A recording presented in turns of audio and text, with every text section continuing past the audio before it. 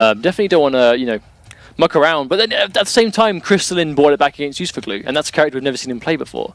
So I don't think any character he goes will be a bad choice, because he's clearly competent with many of them. But I guess we'll see how effective it'll be against someone like Xarakamaka, who's been playing Dragon's Fire since day one. But that is going to be Grandmaster versus Dragon's Fire, the pick that we did kind of expect. Obviously, Revenant Sub-Zero. I do believe Madzin is the reason that Foxy now uses Revenant Kung Lao as well. Revenant seems to be a European thing on the tournament front. But either way, this matchup, we've just seen it go back and forth. But when Xarakamaka wins, it's when he harasses Madzin from full screen and forces him in. Oh no, drops the mid screen immediately. Very bad start there for Xarakamaka. Oh! It's kind of risky doing that, because I mean, at any point, Madzin could just throw a clone out. There's that forward 4 clone just to be safe. Not necessarily plus, but just safe. Oh wow, that was really, really smart. Xarakamaka to get that max range jumping punch. But it was so max range, the 1-1-1 whiffed. Oh, big damage.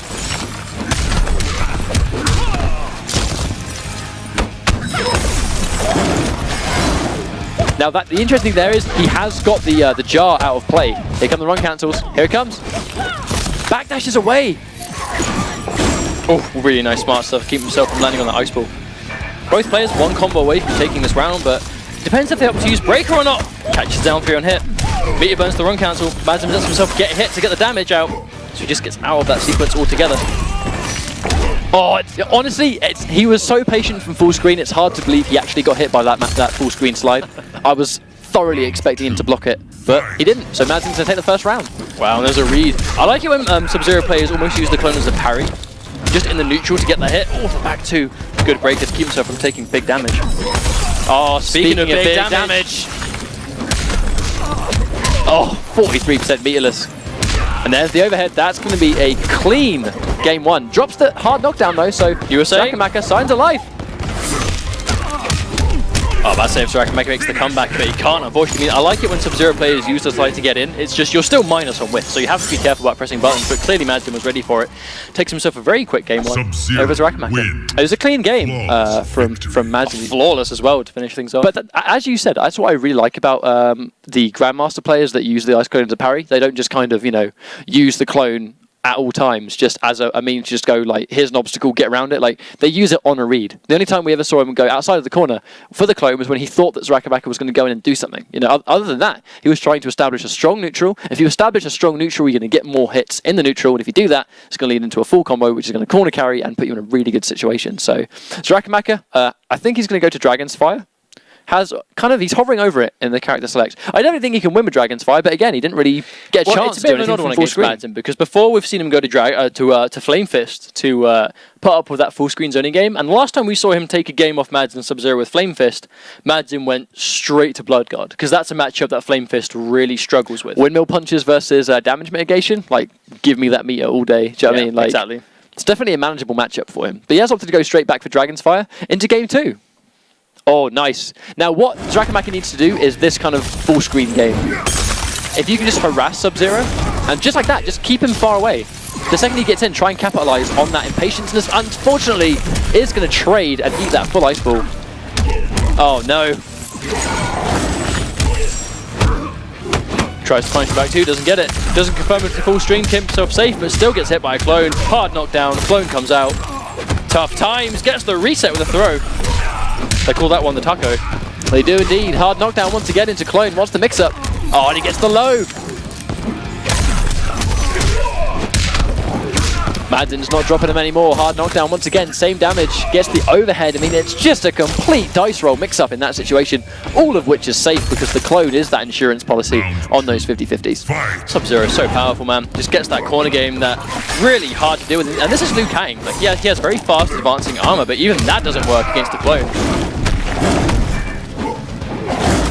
There we go. Xarakamaka has to establish this full screen game. This is where the bulk of his damage is going to come from, but he has to watch out for the jump-ins, because that's really what gets Xarakamaka. He starts establishing this really good full screen zoning game, but one clean jump-in and it's all for nothing. Just like that. Speaking of clean jump-ins, Xarakamaka has to be careful at jump-in range. Madzin is going to jump. Nice. Oh, tries to go in for the follow-up, but will get punished clean by the wake-up clone. Madzin ready for it. Doesn't quite get the punish. Interesting, has to try and thread the needle here. Oh no, unfortunately, preemptively goes for an uppercut. Oh, wow, there's the armor break. Just one of the many purposes. Oh, just like that. Madzin 2-0 right now over Xarakamaka. That max range clone shatter does so much damage. But that's the thing. Can we talk about how that did 37% damage? That was 1-2 clone shatter, 1-2-3 slide, 37%. Big damage. That's almost 40% meterless again into the hard knockdown from the slide. Does it grant hard knockdown? It does, doesn't it? Slide does grant hard knockdown. I mean, that's why Sub-Zero is considered. I mean, obviously, you know, recently the UK players put out like a tier list where they basically went over their opinions on the strong characters in the game. Sub-Zero is right up there, and he's under S tier, which basically means just fantastic character. There's S plus, which is why top, like undeniable, really best in our opinion. And then there's S, which is not quite on the same level, but still amazing.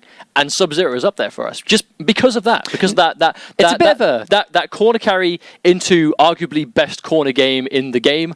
With that, it doesn't matter what's gone on beforehand. Once he gets you cornered, he can kill you there, regardless of what's happened in the rest of the match. I think that Grandmaster does have either the best corner game in this game, or the second best, ever so slightly led by Sorcerer, Quan Chi.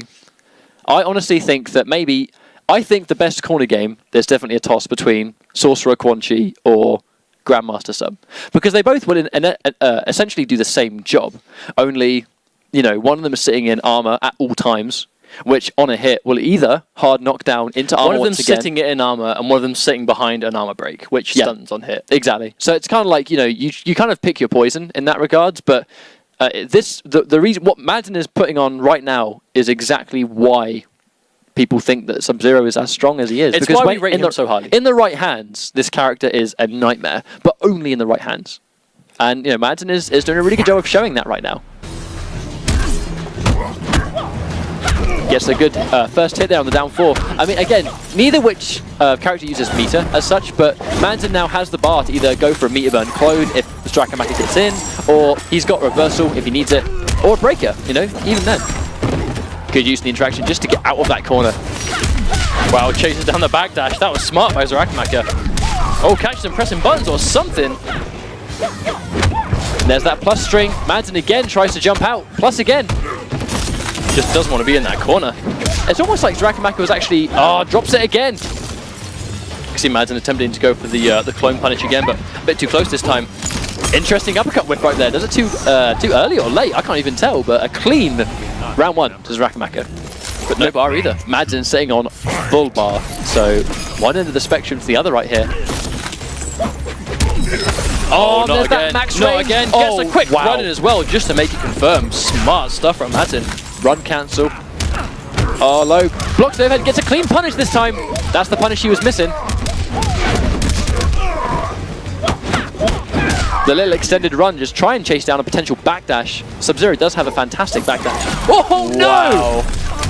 That was frames from kicking him in the face. You can tell Xarakamaka was not expecting the close range ice ball. Gets the low again! Xarakamaka needs to start blocking low.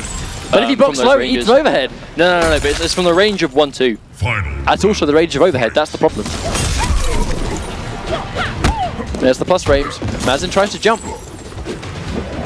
Oh no! Oh no, heartbreaking. Went for the anti-air, but Grandmaster Sub-Zero. The jump ins are so strong on this character. Xarakamaka, I'm afraid he's been on the back foot the entire time. Oh no! Walking into a clone again. Meter burn clone just to be plus, gets it out quicker, and again you can't go for a punish because you eat the clone for your treble. I think Xarakamaka probably thought the clone was going to disappear, but unfortunately just timed it a bit wrong. That could be game on this touch. It's going to be knockdown. One more setup after this is going to take it. Xarakamaka needs to do something right now. Oh! Now you know why he did that. He knows Xarakamaka is stand blocking, looking for the back 3-3. So literally, chip that life down as slow and as small as you can with down 3s. It's like 1%, 1%, 1%, 1%. If you hit 5 of them, 5%. On low health, that's not so bad. It annoys him. The clone's still there, so you're not missing out on anything else. Safe on block, it's like minus 1 or minus 2? Was it -1, I think?